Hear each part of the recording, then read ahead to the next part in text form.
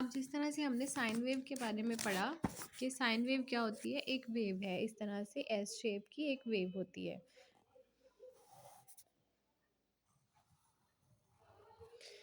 अब यहाँ ये एक वेव बनाई मैंने। अब ये जो एक पूरी की पूरी वेव है, इसकी जो लेंथ होगी, इसको हम बोलेंगे कि ये एक क्या है, वेव लेंथ है। सिंपली वेवलेंथ को आज हमने पढ़ना था, तो वेवलेंथ हमने देख लिया कि अब ये वो वेवलेंथ क्या है, डिस्टेंस है between two consecutive points in a wave that are in phase. कि अब ये दो कंसेक्टिव पॉइंट्स हैं, एक ये है, एक ये है, और इसके दरमियान ये जो डिस्टेंस होगा एक वेव को कंप्लीट होने के लिए, तो उसको हम बोलेंगे कि ये क्या है, वेवलेंथ है। और it is special length spatial length of one complete cycle of the wave. अब ये एक पूरा कंप्लीट एक साइकिल है इस वेव का, और हम इसको जो पूरा साइकिल है इसको बोलेंगे कि ये क्या है, एक वेव लेंथ है। ठीक है, ये एक पूरा कंप्लीट साइकिल है, इसको वेव लेंथ बोलेंगे। अब इसमें इसका जो सिंबल है वो ये है, आप देख लें, ये इसका सिंबल है। और इसका यूनिट जो है, वेवलेंथ को हम किस में मेजर करते हैं, मीटर्स में। इसका यूनिट फिर क्या हुआ, मीटर। और अदर लेंथ यूनिट या दूसरे जो लेंथ के यूनिट हैं, जो उसके कॉन्टेक्स्ट है उस पर डिपेंड करता है ये इसका। अब फ्रीक्वेंसी के साथ इसकी क्या रिलेशनशिप है, अगला पॉइंट इसमें ये पढ़ेंगे। तो वेवलेंथ एंड फ्रीक्वेंसी, जो वेवलेंथ और फ्रीक्वेंसी है वो इन्वर्सली प्रोपोर्शनल होते हैं इन अ वेव, एक वेव के अंदर, फ्रीक्वेंसी एंड वेवलेंथ। अब ये फ्रीक्वेंसी है, एफ से इसको डिनोट किया गया, और ये वेवलेंथ है, ये दोनों क्या है, एक दूसरे के इन्वर्सली प्रोपोर्शनल होते हैं एक वेव के अंदर। और हम इसका जो फार्मूला है, according to formula C is equal to F wavelength, तो इसके अंदर सी क्या है, स्पीड ऑफ वेव है। सी जो है वो स्पीड ऑफ वेव है, इज इक्वल टू एफ, और एफ यानी फ्रिक्वेंसी, और ये वेवलेंथ का सिंबल है। और वेवलेंथ का पता चल गया कंप्लीट साइकिल के लिए एक पॉइंट से दूसरे पॉइंट तक ये जो डिस्टेंस है, इस डिस्टेंस को या इस लेंथ को हम बोलेंगे, ये एक वेव के अंदर जो होगी उसको बोलेंगे ये एक लेंथ है, सॉरी वेवलेंथ है। अब फ्रीक्वेंसी की हम बात करते हैं। फ्रीक्वेंसी क्या है, नंबर ऑफ साइकिल, कि कितनी जो साइकिल कंप्लीट हुई, ये एक साइकिल कंप्लीट हुआ, ये दूसरा साइकिल, ये तीसरा, ये चौथा, इस तरह से ये वेव का जो एक साइकिल है, ये एक साइकिल, ये दूसरा, और यहाँ पर ये तीसरा।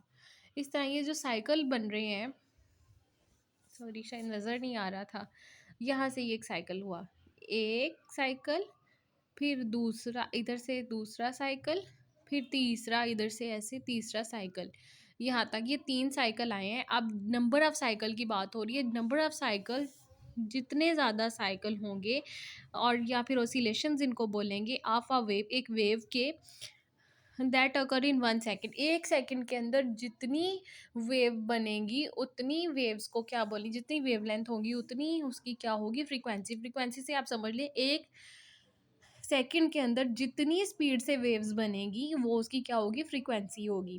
फ्रीक्वेंसी का सिंबल क्या है, एफ। यहाँ पे उन्होंने कहा है it represent how many times a wave repeat, कि एक जो है वेव है वो कितनी दफ़ा रिपीट होती है इन अ यूनिट ऑफ टाइम। जो टाइम का यूनिट है वो क्या है, सेकंड में। एक सेकंड में कितनी वेव्स बनती हैं वो उसकी क्या होगी, फ्रीक्वेंसी। फ्रीक्वेंसी का सिंबल है एफ, स्मॉल एफ। और इसका जो यूनिट है वो क्या है, हर्ट्ज, ये उसका यूनिट है। अब आगे रिलेशनशिप वेवलेंथ, रिलेशनशिप जो वेवलेंथ के साथ होगा वो क्या है, frequency and wavelength are inversely proportional in a wave, जो हमने पीछे पढ़ा। और as mentioned in the formula, जिस तरह कि फार्मूला में मेंशन है, C is equal to F wavelength, और सी यहाँ पे क्या, स्पीड ऑफ वेव है। अब टाइम पीरियड क्या है, time period, the time period is the time, ये टाइम पीरियड वो टाइम होता है it takes for one complete cycle of a wave. एक साइकिल को कंप्लीट होने के लिए जितना टाइम रिक्वायर्ड होगा वो उसका क्या होगा, टाइम पीरियड होगा। टाइम पीरियड को जो यूनिट है वो क्या है, सेकंड, और जो इसका सिंबल है वो कैपिटल टी है। अब रिलेशनशिप विद फ्रीक्वेंसी वो क्या होगा, time period is reciprocal of frequency. Reciprocal होगा किसका, फ्रीक्वेंसी का टाइम पीरियड। अब जितना this relationship reflect the fact that as frequency increases the time required for one cycle decreases. मतलब